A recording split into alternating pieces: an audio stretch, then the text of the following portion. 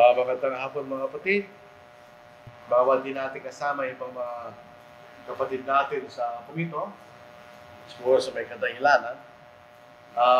Si Brother Daniel Fernando. Medyo may sakit si Sister Miley, kaya hindi siya nakakasamba. Pero yung iba, hindi ko alam ang dahilan kung bakit wala po siya sa atin. So ang ating mensahe po kung gusto niyo makita yung na-share mo kayo ng umaga, ang naging tagapangaral natin kanina, si Brother Alan Tacobo, meron tayong panauhin at yung Bible study natin sa pangalang bahagi ng Romans chapter 5. Ito'y nasa ating inaano ni Brother Richard doon sa Angela City Southside Church of Christ. Nakikita natin lahat ng mga mensahe doon. Nasa Facebook, din po sa YouTube, nilalagay ni Brother Richard. Kasi yung mga tapangapon, hindi nila napapakinggan yung pag-aaral sa umaga. So, ating pong tutunghayan sa hapong ito ay pagpaplano sa kinabukasan kanya. Planning for the future.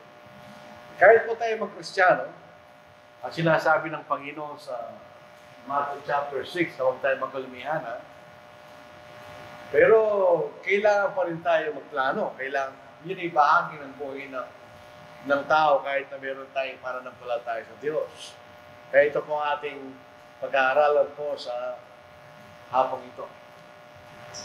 Halika kayo ngayon, kayong nagsasabi, ngayon o bukas, pupunta kami sa ganito at ganung bayan at kami ay mangalakad doon ng isang taon at kikita.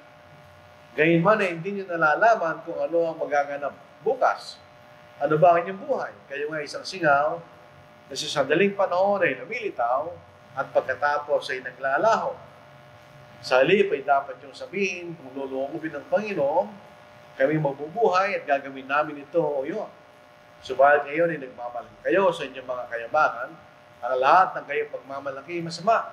Kaya sino man nakakaalam ng paggawa ng mabuti, ngunit ito ginagawa, ito'y kasalanan sa kanya. Ito pong ating talata na ating gagamitin sa ating pag-aaral. Wala namang masama doon sa una. Ginagawa talaga ng tao yan. Tayo nagpaplano, pupunta tayo sa ganitong lugar at ganitong ating gagawin. Walang masama doon. Kaya lang, may kulang yung kailang sinasabi. Wala ang Diyos sa plano nila eh. Ay sabi dito sa verse 15, sa halip ay dapat yung sabihin, kung luluhobin ng Panginoon, kami mabubuhay, gagawin namin ito o yun. Yun ang kulang sa kanila. Ang plano nila ay sa kanilang sariling kaisipan at walang Diyos sa kanilang plano. Pero tulad ng ating bilangin kanina, ang pagpaplano ay bahagi ng buhay. Pagka wala tayong plano, kasalanan din yun. Dahil ang ating buhay walang magiging direksyon. At wala tayong pag-iingat sa ating mga bagay na ating ginagawa. Kasama ng buhay yan. Pag tayo nagkaroon ng pamilya, kailangan tayo magplano kung ano ang gagawin natin na makakabuti sa ating pamilya. Lagi na po sa unang bahagi ng ating talata. Halika kayo ngayon, kayong nagsasabi, ngayon o bukas, ay pupunta kami sa ganito at sa ganung bayan, at kami mangalakad doon ng isang taon, kikita. Ito ginagawa lang tao yan. Walang masama dyan. Kung ikaw isang mangalakad, siyempre kayo magpaplano kung anong gagawin. So ito'y bahagi ng buhay, dito man actually kasalanan yan. Actually, yun ay kailangan bahagi ng buhay natin. Kailan ba na natin ginagawa sa buhay, kaya tayo binata, may asawa, o walang asawa, kailangan tayo may papaplano kung anong direksyon ang tatahakan natin sa ating buhay. Ginoon natin mga talata. Nasabi sa Proverbs 16 verse 9, a man's heart plans his way. Yung heart mo rito yung ating kaisipan. Iniisip natin kung ano ang gagawin natin. But the Lord directs His steps. Kaya meron tayong plano sa buhay, totoo yun, na kailangan natin gawin. Pero may bahagi yung pagsunod natin sa kalooban ng Diyos, kanya, naayon po sa ating plano. Sa 19 verse 21, there are many plans in a man's heart. Nevertheless, the Lord's counsel, that will stand. Parang sinasabi sa atin, na mga talatang ito, napakahalaga ng pagpaplano sa ating buhay. Pero kinakailan din ng Diyos kanya. Sa ating pagpaplano, ay sumusunod pa rin tayo sa kanyang kalooban, hindi lang ating sarili ang ating iniisip. Sabi sa Proverbs 20 verse 5, it is wise. Marunong na tao ang nagpaplano. Yun ang sinasabi sa Kamikano. Counsel in the heart of man is like deep water. Siyempre kung hindi malalim ng tubig, anong gagawin mo? Kukunin mo yung tubig kanya. But a man of understanding will draw it out. Sabihin, sa ating iniisip para malalim ng tubig kanya. Pero kung doon kayo marunong kanya, hindi mo alisin yung kanya. Maunawaan kung anong gagawin mo. So ito ay isang kailangan natin gagawin sa ating buhay. Magplano tayo. Pag tayo marunong, magplano ka. And it is wise to make plans. Sabi sa Proverbs chapter 21 verse 5. The plans of the diligent leads surely to plenty. But those of everyone who is hasty, surely to poverty. Hasty, yung pabigla-bigla. Walang direksyon. Yun ay hindi nagtatagumpay, sinasabi ni Solomon. Siya yung nagtatagumpay. Yun nagpaplano na may pagsusumikap. Ito yung pupunta sa kanya sa kaginawa. Totoo yun. So, kailangan kung kayo gumagawa ng plano, kayo isang marunong tao kanya. Hindi ka pwede magtagumpay na wala kang ginagawang direksyon sa iyong gagawin. So, ito sinasabi natin, hindi sinasabi ng Diyos ng pagpaplano ay masama sa kanyang sarili. Hindi na sinasabi yun. Pero on the other hand, kailangan nating tignan na walang katiyakan sa buhay. Sabi, meron tayong plano, totoo yun. Pero ganun pa man, kahit anong plano gawin natin, kaya naman kagaling ang ating paglalahaan ng ating plano, ala pa rin katiyakan ng buhay natin. Hindi pa rin natin malalaman kung anong mangyayari sa panginaharap. So James chapter 4 verse 14, kaya man na hindi nalalaman kung ano ang magaganap bukas. Lahat ng tao gano'n. Hindi natin alam kung ano mangyayari bukas. Ang tanging nakakaalam lamang ng mga mangyayari ang Diyos. Kaya natin na nakaraan, ang kasalukuyan, ang panginahanap. Pero tayo mga tao, may limitasyon ng ating kaalaman.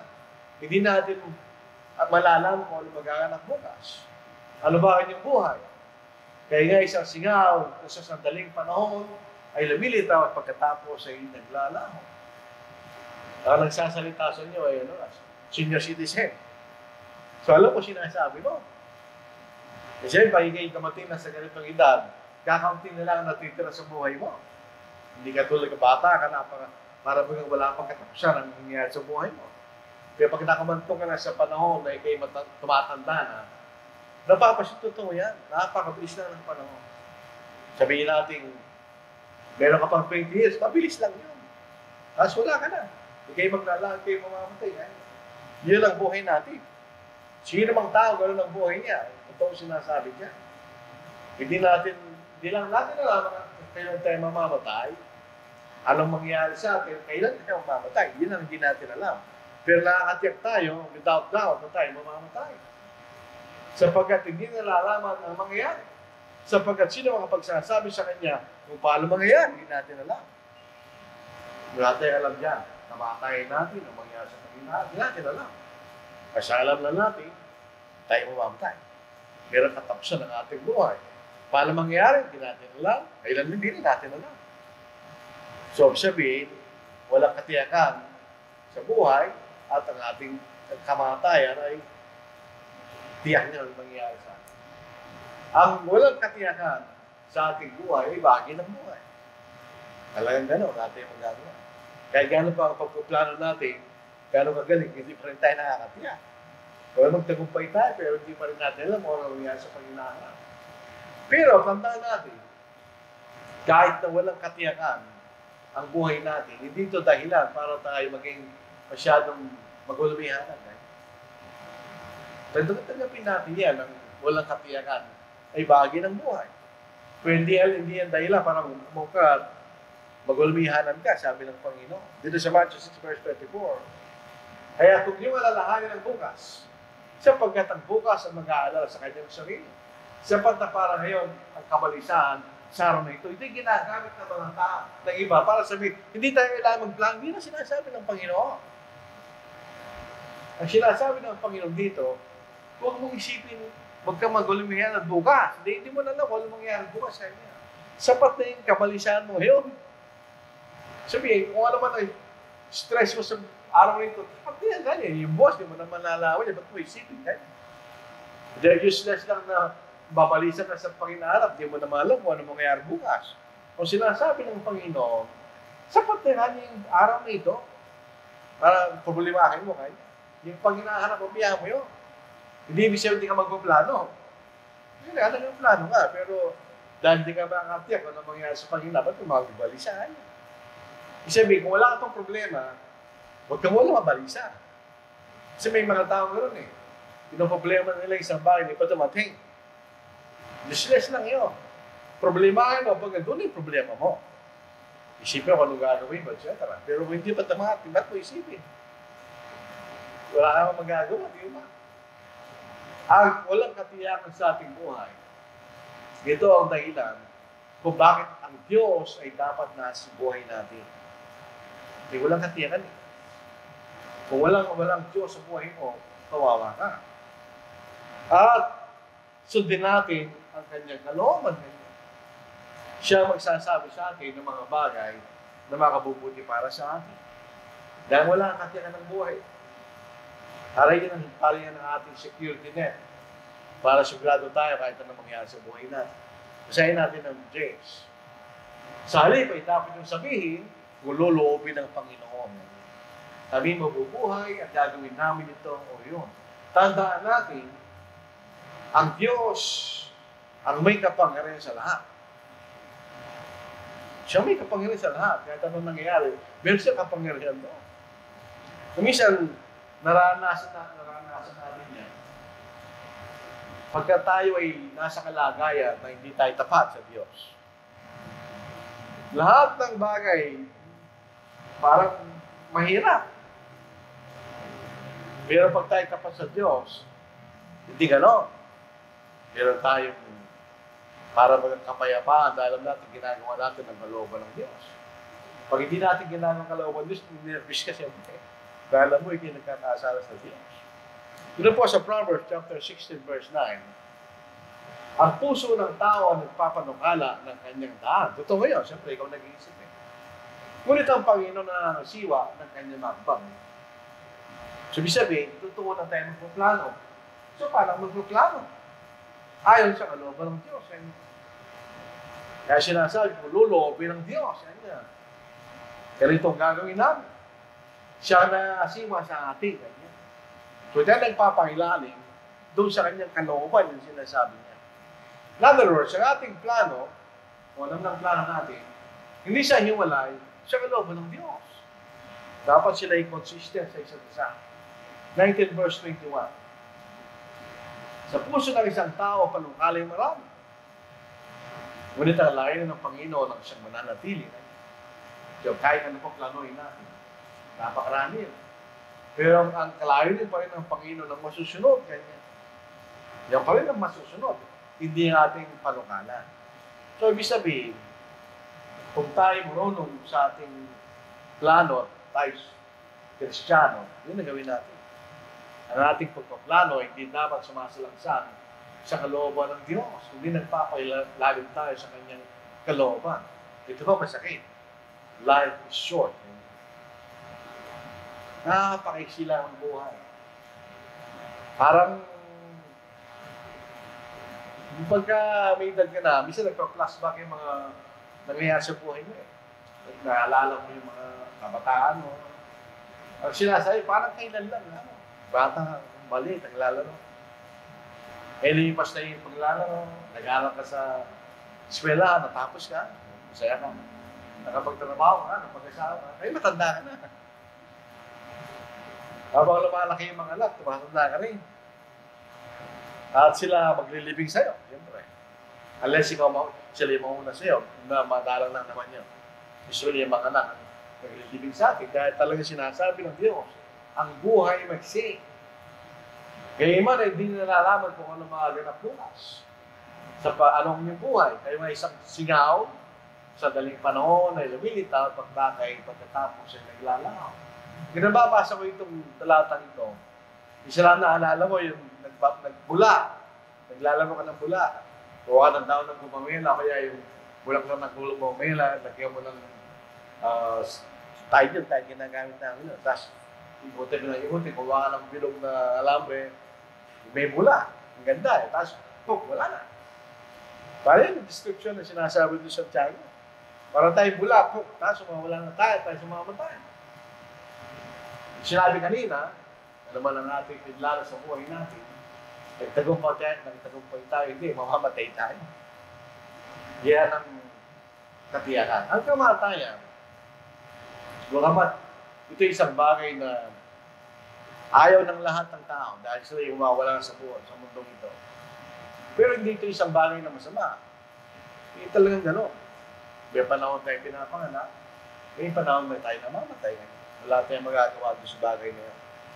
Hindi tayo pwedeng mabuhay magpakailanman sa lupa.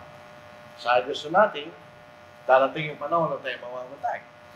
At yan ang pinagkas sa mga taong matay na minsan, at pagkatapos ito ay ang tumukom. Yan ang anumang kapatid. Pag namatay tayo, minsan lang yun eh. So hindi totoo yung mga namatay tayo, nabuhay na naman. Hindi totoo yun. Hindi papatay yun. Nakalang nila patay. Pag namatay tayo, ang susunod na hintayin natin ay pag-uukop.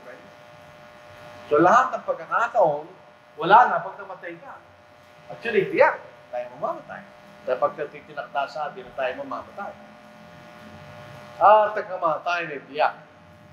Dito po si Ecclesiastes, chapter 7, verse 2, mga sumusunod. Mas mabuti pa magtungo sa bahay ng pagluluksa kaysa sa bahay ng pagdiriwang. Anong pagkakaiba ng dalawa? Sa bahay ng pagluluksa, may namatay siyempre. Pag may namatay, may isip mo, ikaw rin mamamatay. Pagka pumatay tayo sa isang burol at di mo iniisip na ikaw mamamatay, hindi ka tao.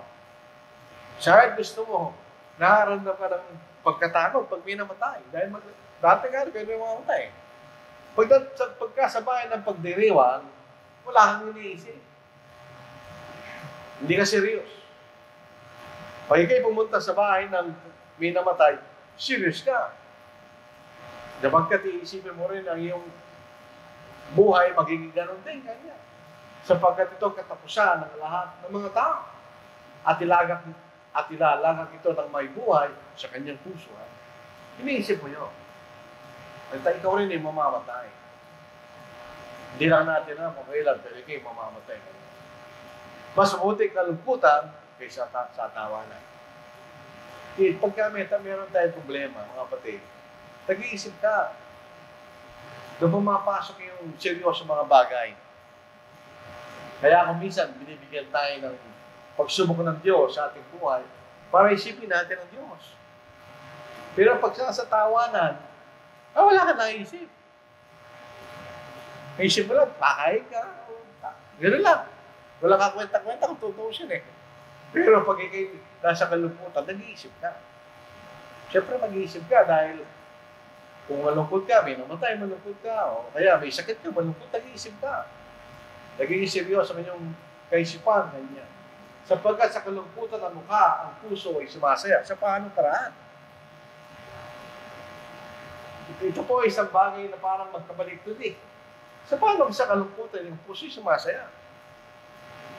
Sa mga bagay ng kalungkutan na daranas ng tao, saan tayo pupunta? Sino ating iniisip natin? Ang Diyos. So ang kalungkutan ay yung paraan para ipakilala sa atin ng Diyos na tayo maging tapat, ganyan. At doon po sumasaya ang ating puso. Sa kaisipan na kung ikay malungkot, nagkasala ka, o ano, ikay magsisisi, ikay patatawa ng Diyos ka mo. Ikay sumasaya. Ang puso ng pantas ay nasa bahay ng pagluluksa. Ngunit ang puso ng angal o mga sa ibang salin, mga magmangkay niya, ay nasa bahay ng kasayahan. Dahil ang kasayahan sa katawan lang yan. Kain, may music, ano. Pero sa pagluluksa, ito'y refleksyon buhay. Naisip mo rin ang sarili mo. Darating araw, ikaw nandoon sa loob. Ano mangyayari sa akin? Pag ako nandoon, so ito'y warning sa'yo na kung meron ka pang pagkukulang sa Diyos, ay alisin mo at maging tapat ka namin. Kaya ang puso mo'y sumasaya dahil nagiging marunong ka eh. Nakikita mo kung ano mahalaga at hindi mahalaga. Samantala, pag kayo nagsasaya, wala ka namang iniisip. Nakakalimutan mo yung problema mo eh. Pero wag yun, problema ka pa eh. Hindi mo mawawala yan eh. Kung kayo napupunta sa, may problema ka, pupunta ka sa masaya. Pag uwi mo sa bahay, magproblema ka pa rin. Samantalang kung ito yung pag-iisipan kung ano ang gagawin mo, ay maaari maisip mo kung anong tama, kung alam natin ang kalooban ng Diyos. Kanya. So kahit na sa mga awit eh, mas tumatama ang awit na malungkot kaysa sa awit na masaya. Hindi masaya, wala lang ano yan. Pero pag malungkot yung kanta, nag-iisip pa yung lyrics. Ba't kaya malungkot yung kanta nito nga? Pag masaya, hindi yung tiyapan kung ano yung inaawit ng kumahante. So, makikita natin ang kamatayan ng tiyak. At ito'y dahilan, pag nakikita natin ang kamatayan ng iba, ito ang dapat maging dahilan, pag-isipin natin buhay natin. Kung ano naghihintay sa atin, pag tayo naman, ang nakarating sa atin na daw na kamatayan. At ang ating stay sa lupang ito, staycation lang eh. Sandali lang. Sandali lang tayo. Hindi man tayo magtatagal. Tingnan nyo. Dito po sa awit. Chapter 90, 10, 12. Ito tingnan nyo ha, mga kapatid. Ang mga taon ng aming buhay, 70 taon. Kung totoo yan, 8 taon na lang natitira sa akin. 8 na lang, 70. Sabihin, hanggang doon ka na lang, 70 lang, ganyan. At kung malakas kami, 80 taon, kung malakas ang tawan mo, wala kang sakit, 80 years old, ganyan. So may bonus na 10 taon. Kung nakarating ka 90, 20 years, bonus na yun. Dahil talaga sabi nito, itong taon ngayon, 70 years old lang. Ngunit ang mga ito ay hirap at kaguluhan lamang. Ang mga ito ay madaling lumipas at kami nawawala. Kaya turuan mo kami ng bilangin ng aming mga araw upang kami magkaroon ng pusong may karunungan ganyan. Bakit kailangan isipin natin ang natitira sa ating buhay ganyan? Parang meron tayong karunungan. Ano yung sabihin, no? Meron tayong pagkakataon na isipin natin ang Diyos. Gawin natin ang kalooban niya kasi, di ba, 63 na ako sa December, itong taon na lang. Pag-iisipin mo ba ang mga bagay na walang halaga? Isipin mo na sa nagtitirang panahon mo, gawin mo na kalooban ng Diyos. Kasi may isang kapatid, si Broderick, meron siyang pancreatic cancer. Siyempre, kahit na gano'n, buhay pa yung kapatid. Kasama namin siya nung, kailan ba yan? 7, Biyernes. Sabi niya, wala man tayong magagawa, wala man akong magagawa. Kanya, talaga mamamatay na ako sa cancer na ito. Ang ginagawa ko na lang, kanya, uminom ka ng herbal, kung sakali makakatulong, at umaasa na ako sa Diyos. So, matitira sa kung ilang pa mang taon o buwan, gawin ko na kanya sa kalooban ng Diyos kanya. Hindi ba? Hindi kayo nagiging marunong. Isa kabila ka namatay, nakakatakot yun. Wala kang parang ng pag-aanda. Lalo kung hindi tayo tapat sa kalooban ng Diyos. So kaya nga sinasabi, tignan natin ang hanggan ng buhay natin. Sandali lang tayo sa buhay na ito eh. So tayo ay magkaroon ng pusong may karunungan. Bilangin natin ang ating mga araw ngayon. Kakaunti lang ang buhay natin. So kung kakaunti lang, kailangan natin ng paghahanda. Pagdating ng ating pag-alis sa mundong ito. Ito po, totoo ito. Nalalaman natin ang kaisihan ng buhay bagay tumatanda na. Napakasama nga ng ating taon eh. Nakubabot tayo ng 2,000. Napakadating bilangin ang natitira. Tingnan nyo. Ako pinaka-1961. Ngayon, 2010 naman. Ang daling bilangin ang natitira eh. At talagang napagsilang ng ating buhay. Kahit gusto man nating maba, wala rin. Halimbawa, pag tamagan ng buhay, nakarating ka na siyang daan. Ano yung klaseng buhay matitira sa'yo? Wala rin, hindi ka na rin masaya. Wala ka, di mo na magagawin dati mong ginagawa. Wala rin. May isang kapatid na nagkaroon ng gano'n, cancer ng liver. Meron siyang anak na doktor. Doktor yung anak niya. Ang sabi na sa preacher po ito eh. Si Brother Bill Cavender, Merong kanyang chemotherapy na oral. Kanya. Very good. Sabi ng tatay niya. Ano naman gagawin yun doon sa akin? Kanya? Matatagal ba kanyang cancer ko? Kanya? Hindi, kanya. So, ano gagawin niya kanya? Habang buhay ko, kanya. Bubuhay mo kanya. Anong klaseng buhay kanya? Baka pangarap pa ba ako? Magagawa ko pag ginagawa mo na ito? Hindi na kanya. Tapos sabi ni Brother Bill Carpenter, abayaan mo na yung sinasabi mo kanya. Let nature take its course. Kung magano'n lang ang mangyayari sa akin kanya, mabuti pa kung nang ibigay sa akin yan. At least ngayon, makakapangaral pa ako kanya. Until such time namatay siya. So itong kamatayan, hindi natin alam yan. Kahit sabihin pa natin may cancer, kanyo pa alala kung kailan ka mamamatay. Hindi natin alam kung kailan ito darating. Walang katiyakan ang ating pagdating ng kamatayan. Si Ecclesiastes 12 verse 6. Bago ang panaling pilak ay mapatid. Ito po yung mga talinhaga eh. O ang mangkok ng gito ay mabasag kanya. O ang banga ay mabasag sa bukal. O ang gulong ay masira sa balon. Ito'y tumutukoy sa kamatayan. Sabi rito, ang panaling pilak ay mapatid kanya. Ang mangkok ng gito ay mabasag. Ang banga ay mabasag sa bukal. At ang gulong ay masira sa balon kanya. At ang alabok ay bumalik sa lupa na gaya ng una. Ang ating katawan babalik ito sa pinanggalingan niya. At ang Espiritu ay bumalik sa Diyos na nagbigay nito. So, ibig sabihin, pag namatay tayo, alala tayo kontrol sa sarili natin. Ang Diyos may kontrol sa atin. Wala na tayong magagawa kung saan tayo dadali ng Diyos. Ang ating kalayaan ay nandito pag tayo buhay. Kaya nga ito'y panahon ng pag-ahanda. Dahil di natin lang, wala tayo mamatay. Kung wala nito darating. Sinasabi nga po ni Solomon sa Ecclesiastes chapter 12 verse 6. Hindi tayo pwedeng magmalaki.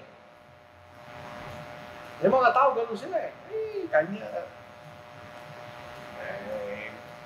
Bakit ka natatakot dyan? Mag-enjoy tayo. Kanila eh. Sinasabi nila. Malaki sila eh. Akala mo di sila mamamatay. Sabi dito po sa James 4:16. Subalit kayo na nagmamalaki kayo sa inyo mga kayambangan kayo. Ang lahat na kayo pagmamalaki masama. Hindi ka pwede magmalaki sa harapan ng Diyos. Na para bang wala kang mamatayan. Dahil ang katotohanan niya, hindi kayo mamamatay. Dito nga po sa ating kongregasyon, ang dami natin nakita na wala. Namatay. At ngayon din tayo mamamatay. Hindi tayo pwede magmalaki sa harapan ng Diyos. Hindi natin pwedeng i-assume na meron tayong malaking control sa mga bagay sa buhay natin. Hindi natin alam yun. O may control ka pero hindi mo alam.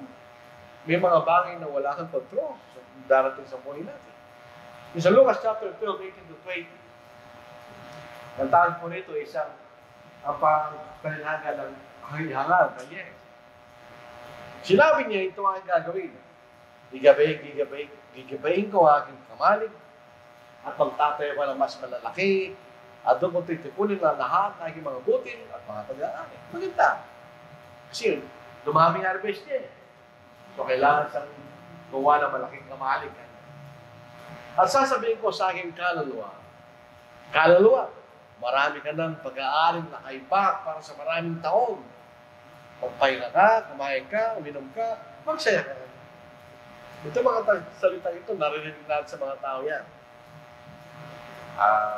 Marami na akong pera sa bangko ngayon, relax na naman. Shitting pretty na lang, ganyan na eh. Siya sabi ng mga tao yan. Kung sinabi sa kayo ng Diyos, angal, sa gabing ito ay kukunin lang yung kaluluwa. At kanino kaya mapupunta ang mga bagay na nihanda mo ngayon? Yung isipin po natin yun. Siya pupunta yung mga bagay na pagpaguran mo ngayon, mamamatay ka lang. Yung mga mayayaman na nagmamayari, napakadaming pag-aari, namatay rin sila. O, saan nila dinating kailan? Hindi nadadala. So, tingnan niyo yung pagmamalaki ng taong ito. Yung pagmamalaki niya, akala mo hindi siya mamamatay. Kaluluwa kanya, marami ka ng pag-aaring nakaibak para sa maraming ito. Magpahinga ka, kumain ka, uminom ka, magsaya ka. Nagmamalaki siya. Anong sabi niya sa Santiago? Ang pagmamalaki kayo sa inyong mga kayabangan, ang lahat na kayo pagmamalaki masama. Palagi natin sinasabi, Uloloobin ng Panginoon. Uloloobin ng Panginoon. Kung di mangyayari sa atin, hindi niloob ng Panginoon para sa ating kabutihan yun. Kasi tayo nanlulumo sa mga bagay na gusto natin gawin, pero di nangyari sa atin. So sabi natin, bakit naman kaya gano'n? Kaya ako naman ay tapat na Kristiyano, bakit din nangyari yung bagay na ating hinihingi sa Diyos? Hindi natin alam yun. Mas marunong ang Diyos sa atin. Baka kung binigay ng Diyos sa atin, hindi makakabuti sa atin. Ganon din. Sa ating mga buhay, iba-ibang kalagayan natin. Bakit ganon? Ang Diyos na nakakaalam. Bakit yung iba ganito? Bakit yung iba ganon?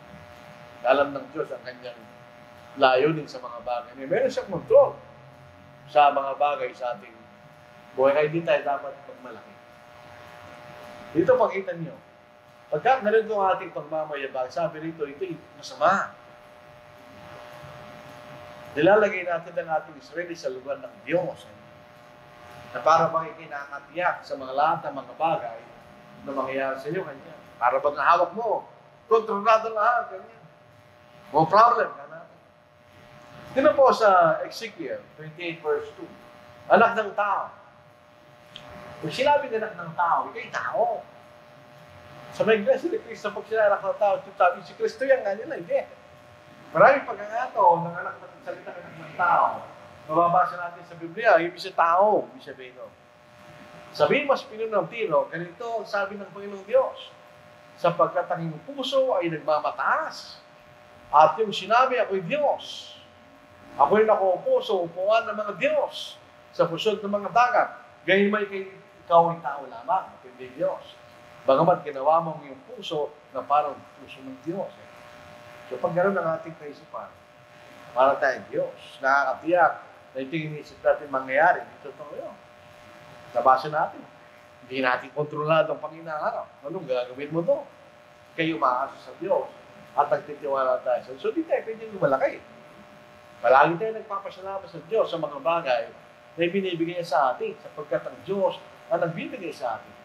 Kaya ganito, sabi ng Panginoon Diyos, sapagkat ginawa mo yung puso na parang puso ng Diyos, kaya ako'y nagdadala ng mga dayon sa iyo, ang kakilakilabot sa mga bansa, at kailan bubulutin ang kailang mga tabak laban sa kagandahan ng iyong karunungan, at kailan durungisan ang iyong kaningningan, kailan ibababa ka sa hukay, ikay mamamatay ng kamatay ng pinsalang sa puso ng mga dagat. Sabihin mo pa kaya sa harapan nila na pumamatay siya, ako'y Diyos. Bagamat ikay tao lamang at di Diyos, amay nila na sumusugat sa iyo, kanya. So, pinurusahan yung tao yun. Bakit? Nagmamalaki siya. Na parang kontrolado yung lahat ng mga bagay. Pero sabi ng, hindi ka Diyos, kanya, tao ka lang. Yung mga bagay na hindi mo kontrolado sa buhay mo, kaya sige, pinurusahan ng Diyos. Ito sinasabi ng dito, ang pagmamayabang na hindi lamang masama, kundi kamang-mangan kanya. Ang Diyos, hindi niya tinitingnan ng mabuti, gumagawa ng mga planong gano'n, ganyan. Kaya ang ating plano ay gano'n, na wala sa kalooban ng Diyos, hindi natutuwa ang Diyos doon. Sabi yan, God ridicules kanya. The Psalm, chapter 2:6. Ito po ay tungkol sa kamatayan ng Panginoon. Ang mga bansa, kanya, nagsabwatan para mamatay ang Panginoon, kanya. Bakit nagsasabwatan ng mga bansa? At sa walang kabuluhan, ang mga bayan ay nagpaplano. Hinihanda ng mga hari sa lupa kailang sarili at ang mga pinuno ay nagsisipagsagpuli. Laban sa Panginoon at sa kanyang binuhusan ng langis ng ating Panginoon.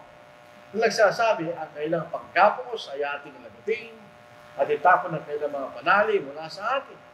Siya ay nakaupo sa kalangitan na tumatawa at ang Panginoon ay kumukutya sa kanila.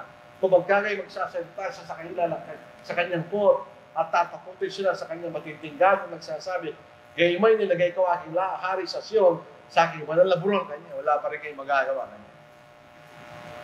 Gagawin ko pa rin ang aking gagawin, kahit ano itong tuwing na kanya. Hindi kayo magtatagumpay sa inyong layon. Una patay nila yung Panginoon, sabi nagtagumpay, hindi. Ginawa lang hari ng Ama ang ating Panginoon sa Iglesia, ang kaharian. Yan ang Sion, sinasabi. Nagtagumpay ba sila? Hindi sila magtatagumpay. So kung tayo rin gano'n, hindi rin tayo magtatagumpay pagka gano'n. So hingin pa tayo ng talata sa Psalm, chapter 37, 12 to 13. Ang masama ay nagpapakana laban sa matuwid. At ang mangipin ito ay sa kanyang pinangangalit. Ngunit pinagtatawanan ng Panginoon na masamahan niya. Sapagkat kanya nakikita na dumarating ang araw niya. E paano ka magtatagumpay sa Diyos? Nalalaman ng Diyos sa mangyayari sa iyo, gawin din. So paano ka kanya magtatagumpay sa ganong panukala mo, sabi ng Diyos? Hindi tayo magtatagumpay pag gano'n ang ating magiging panukala sa Diyos. So ano gagawin natin? Ano ang tamang pagpaplano natin sa buhay? Ang pagpaplano, mabuti yan.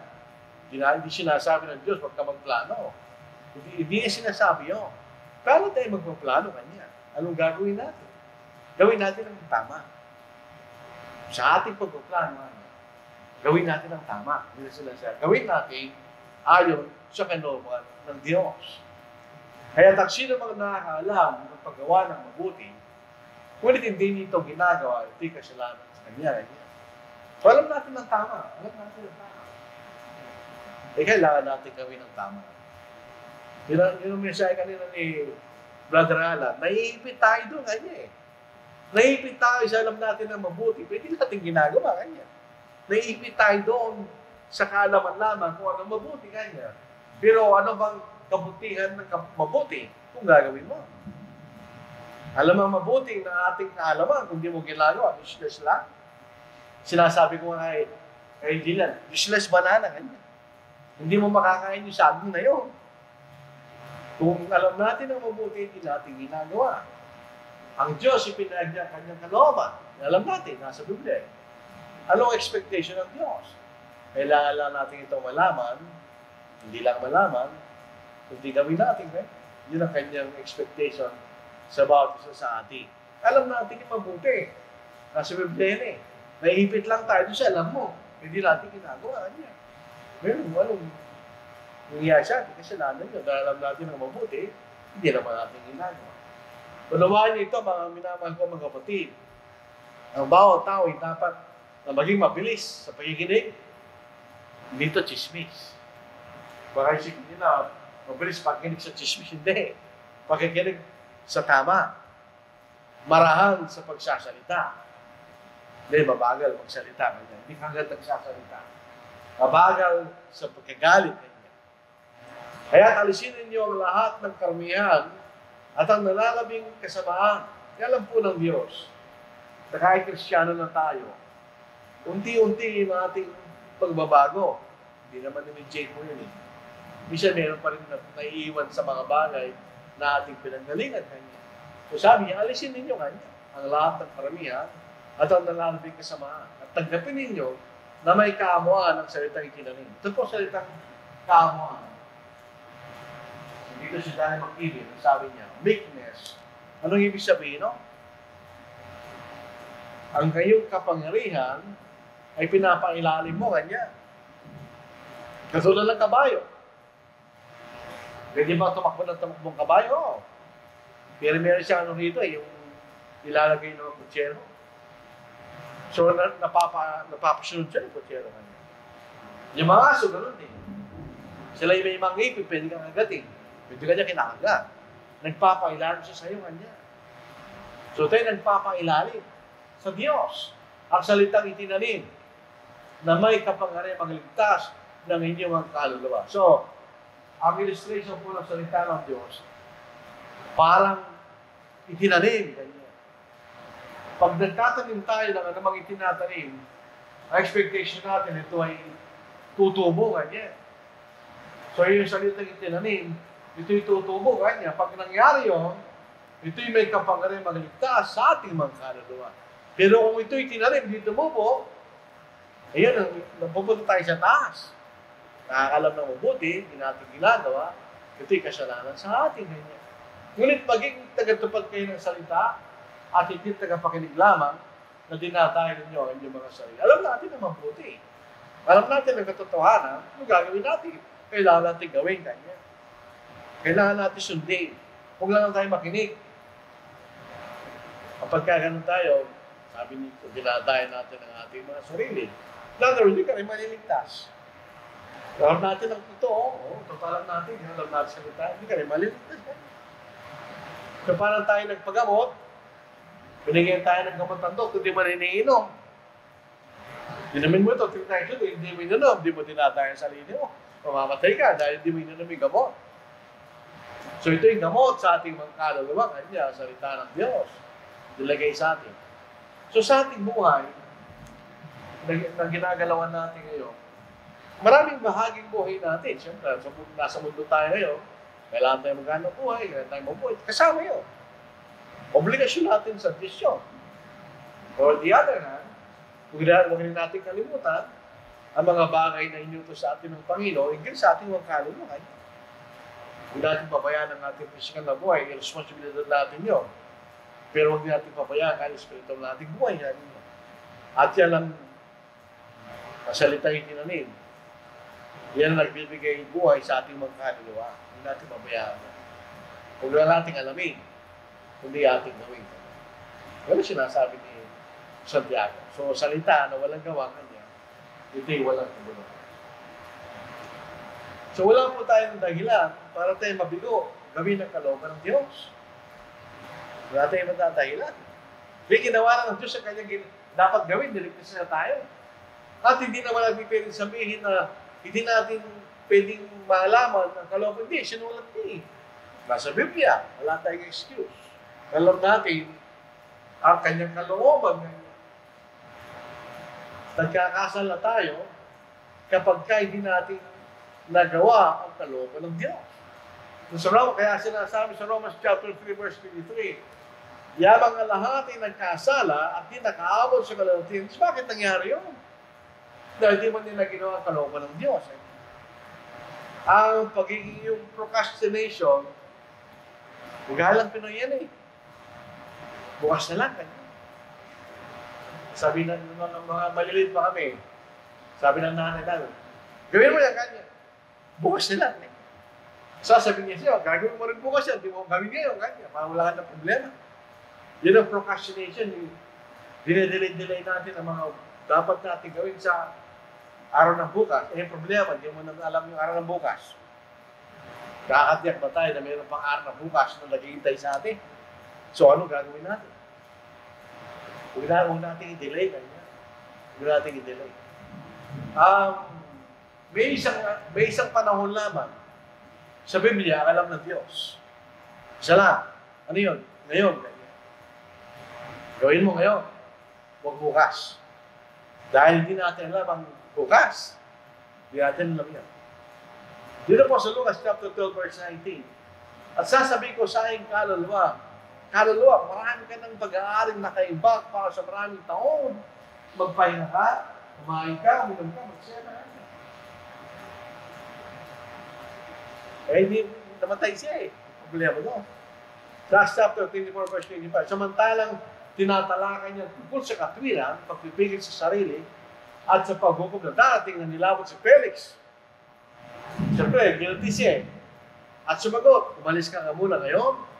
At kapag ka nagkaroon ako ng pagkakataon, ipapatawag kita. Wala natin nabasa kay Felix na pinatawag niya muna si Pablo. Ano nangyari sa kanya? Hindi nagawa yung kalooban ng Diyos. Dinilay niya eh. Andun yung pagkakataon. Nasa harapan na niya siya Apostle Paul na sinasabi niya tungkol sa Ebanghelyo. Sige kaya niya, malis ka muna. Papatawag na lang kita. Pag nag-a-apply ka sa trabaho, sinabi sa iyo, hindi ka na ipapatawag. Alibay lang nila para malis ka na. Pinapalis lang siya Apostle Paul. Napahamag ba si Felix? Oo. Napahamag ba ito? Oo. Kasi hindi nila ginawa ang kalooban ng Diyos. Dinilay nila. Wala ang salitang delay. Ang salita ay ngayon, mga kapatid. Ngayon. So, ipahuli. Conclusion. Pwede lang tayo sa una. Ang planning ng ating Panginoon ay mahalaga. Mahalaga yun. Hindi tayo pwede mabuhay na gano'n lang. Ito yung bahagi ng ating buhay. Ngayon. Hindi, halimbawa, gusto mag-asawa. Sasabihin mo ba, yung unang lalapit na lalaki, yung nakakasawa, hindi Naliligaw mo na siya, kilala mo muna siya. Kahit pa paano, tingnan mo kung yun ang gusto mo maging asawa, makasama sa buhay. Kung minsan, ginawa mo na yung gano'n, dadali pa iba eh. Yet, ang ating pagpaplano ay may kaakibat sa ayon sa kalooban ng Diyos. Huwag tayo magplano na hiwalay sa kalooban ng Diyos. Palagi kasama yung kalooban ng Diyos.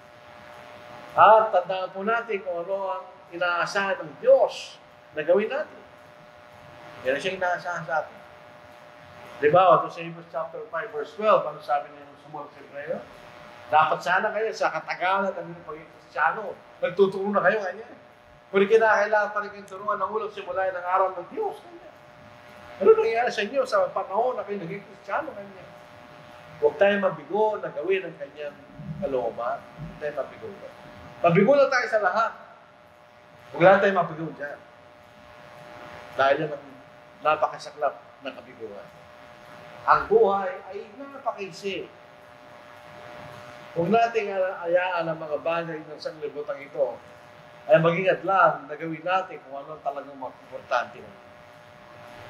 Huwag natin kalimutan kung ano importante. Ang nakikita ko sa buhay natin, yung cake, yun ang masarap eh, yung cake. Ano yung mga bagay sa mundong ito? Yung icing. Pero mahalaga, yung cake, ano yun? Yan ang kalooban ng Diyos. Ang pagpunta natin sa langit, yun ang cake. Yung icing, yung buhay ng mundong ito, yun ang icing. Hindi naman natin kinakain yung icing. Kasama natin kinakain yung cake, pati yung icing. Pero yung buhay natin sa mundo ito, icing lang yun. Ano yung cake?